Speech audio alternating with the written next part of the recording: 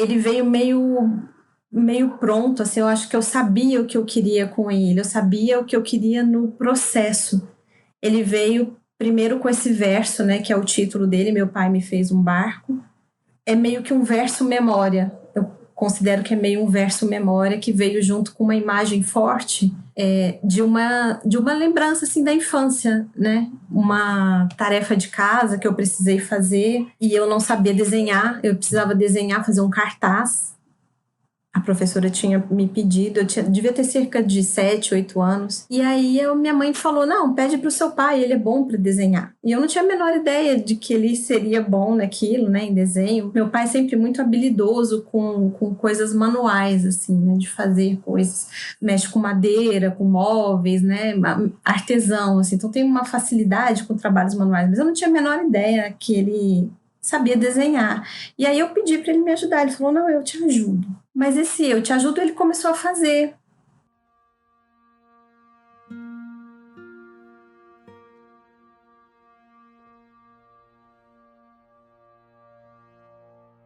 E ele pegou uma cartolina, né, e começou a fazer um desenho de um barco. E eu me lembro de ficar ali do lado dele, vendo aquilo. E parecia uma mágica, assim, para mim, a coisa acontecendo.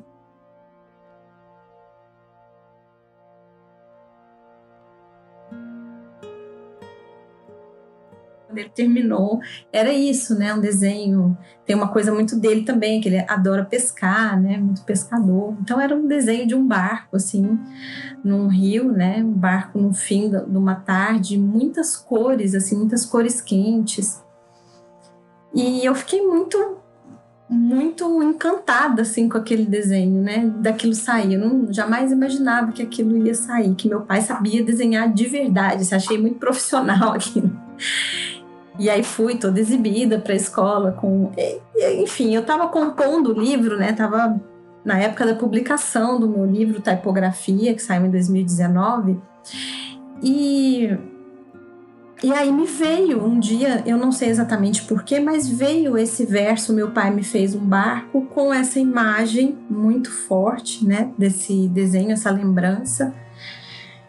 E, enfim, esse me fez, né, me trouxe assim uma polissemia. Eu nem vou dizer que é uma ambiguidade, mas tinha uma polissemia aí que eu queria, quando isso me veio com essa força toda, né, de imagem, eu queria mostrar essa polissemia assim do barco ser eu, ser meu pai, ser, né, o desenho que ele fez. E eu falei, fiquei muito assim, como é que eu vou? Não quero contar essa história, né? Não quero narrar, eu quero mostrar, eu quero dar a ver isso num poema. Eu fiquei animada com aquilo e queria escrever e tinha esse objetivo. Então eu falei, calma, vou começar a descrever e aí depois eu vou trabalhando, né? Até eu conseguir tentar chegar nessa coisa de mostrar não só a história do desenho, né? Mas o que é uma relação, né, de pai e filha, o que tem de herança ali, né, que veio por essa imagem desse desenho. Então, foi mais ou menos isso, assim. Aí, quando eu pensei em alguma coisa, eu falei, esse processo, ele é muito nítido para mim, né, desse poema. Coisa que não acontece com muita frequência com outras escritas.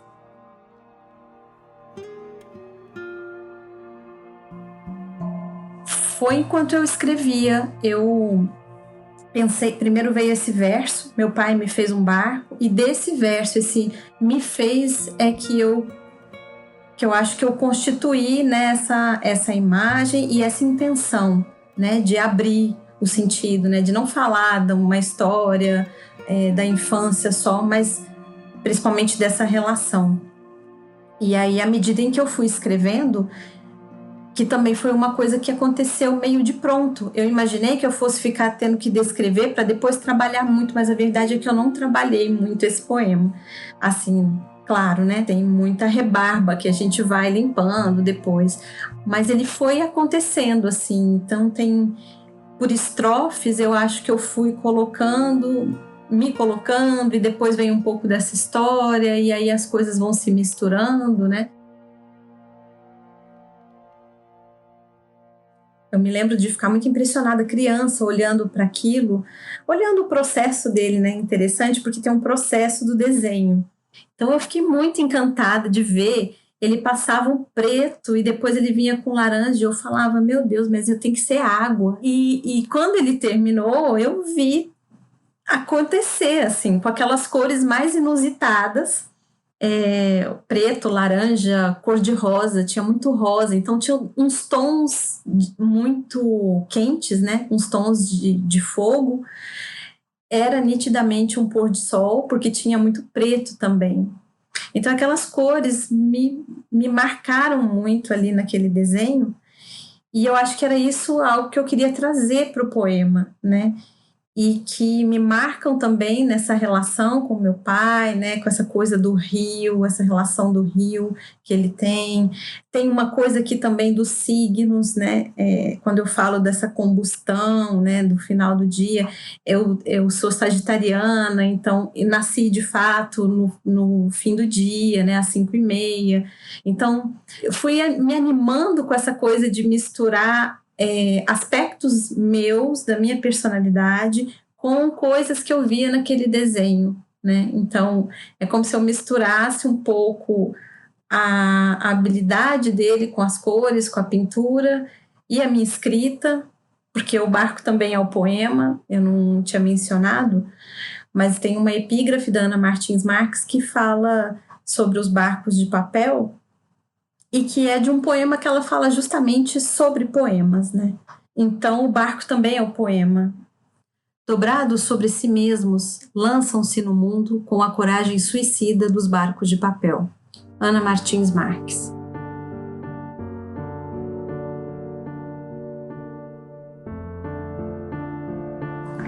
Eu costumo usar epígrafe, eu gosto muito de epígrafes porque eu acho que a minha escrita ela resulta de muitos diálogos. Tão grande quanto a vontade de dizer algumas coisas, de escrever, é essa vontade de conhecer e de estar em diálogo com outras escritas, né? Então, a escrita da Ana Martins Marques me diz muito, assim, eu gosto muito do que ela escreve.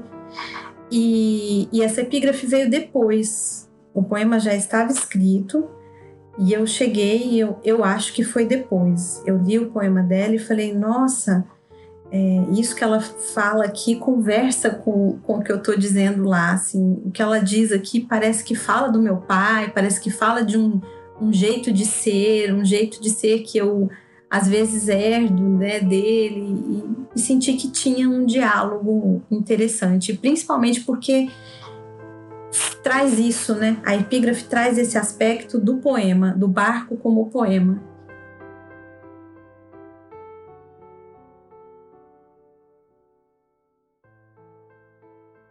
Dificilmente eu deixo um poema sem título. Eu acho que o título tem uma coisa de um acabamento do poema. Eu acho que ele tem uma coisa de uma moldura, assim, de finalizar. Eu dificilmente deixo um poema sem nada, assim, de título.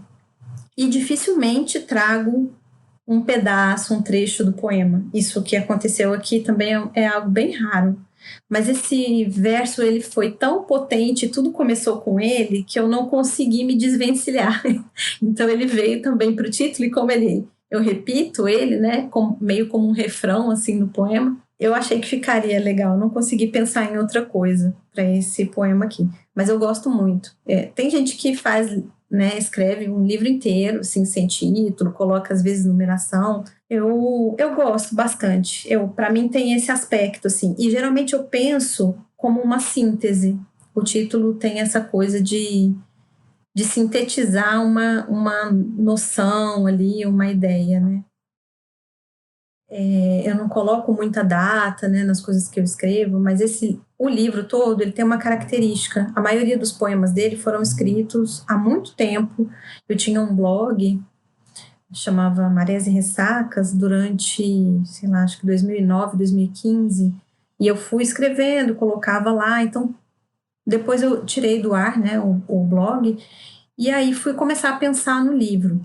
Então tem muita coisa desse livro que vem desse momento, mas este poema particularmente, ele foi escrito, eu acho que num momento de montar o livro, sabe? O livro trazia tanta coisa dessa que eu estou dizendo, né? Desse núcleo familiar, pensar o título do livro, tipografia, né? Teve muito a ver com isso, com pensar as relações, pensar essa origem, né? De onde eu vim, de onde eu saí. E eu acho que eu estava tão movida com essa segunda escrita, que eu sempre digo que é uma segunda escrita, né? Pelo menos para mim foi isso. Nesse fluxo aí que aconteceu, que veio esse verso que eu escrevi. E foi, nesse caso, uma coisa imediata, assim. O verso veio e eu fiquei meio assim, extasiada com aquilo, sabe? Com a ideia, com a concepção. Quando eu disse no começo, assim, eu sabia muito bem o que eu tinha que fazer com aquele verso, né? Eu não sabia como eu ia fazer, mas eu sabia o que eu queria com ele. E aí, à medida em que eu fui escrevendo, foi acontecendo.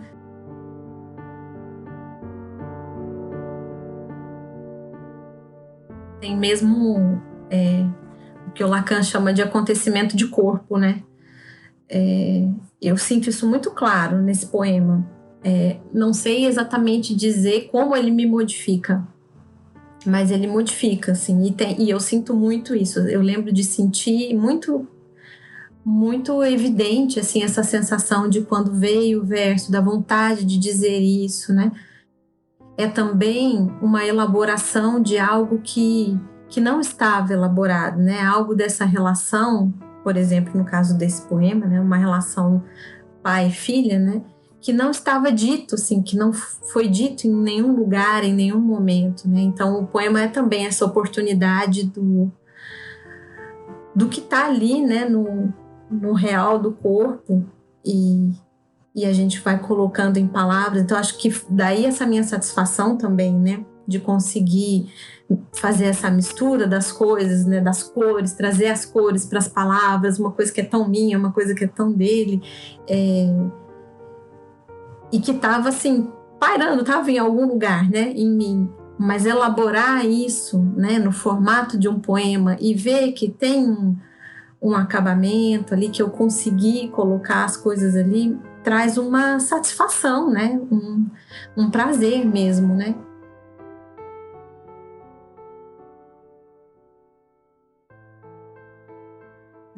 Essa coisa de encontrar a voz que não é simplesmente o ato da vocalização, né? Mas é essa voz que é silenciosa mesmo, né?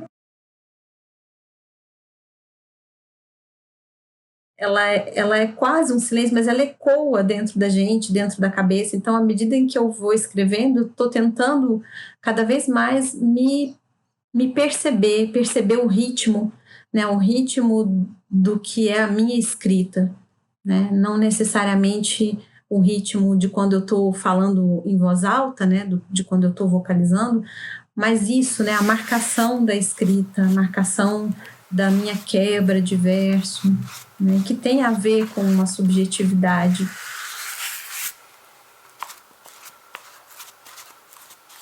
Eu não sei muito se eu sei dizer quando eu sei que o poema acabou. Eu sinto, assim, é uma coisa meio intuitiva, sabe? Parece que eu sinto uma pedra, assim mesmo, caindo, né? Não sei, acho que tem a ver com isso que a gente estava dizendo da voz, do fluxo, né? De uma intenção que eu acho que vai caindo, assim, uma cadência, né? Que vai acontecendo e tem uma hora que ele...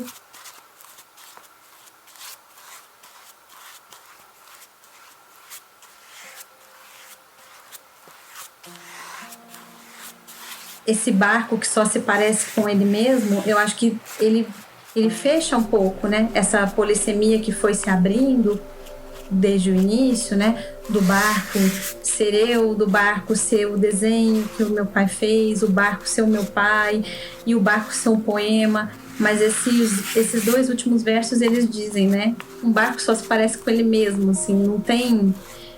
por mais que você misture ali essas cores, essas palavras, e ele se pareça com uma outra pessoa e traga coisas de outra pessoa, de outros lugares, ele só se parece com ele mesmo, né? Ele é único, é singular, né?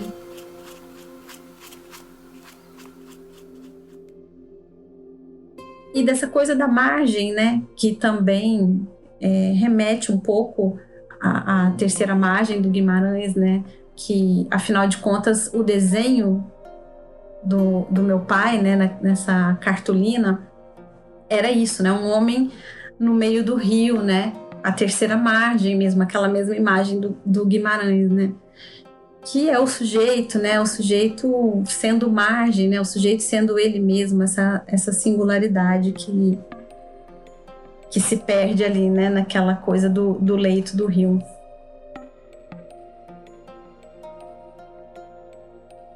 Eu sou Fernanda Marra, autora do livro Taipografia de Poemas, pela Martelo Casa Editorial. O livro saiu em 2019.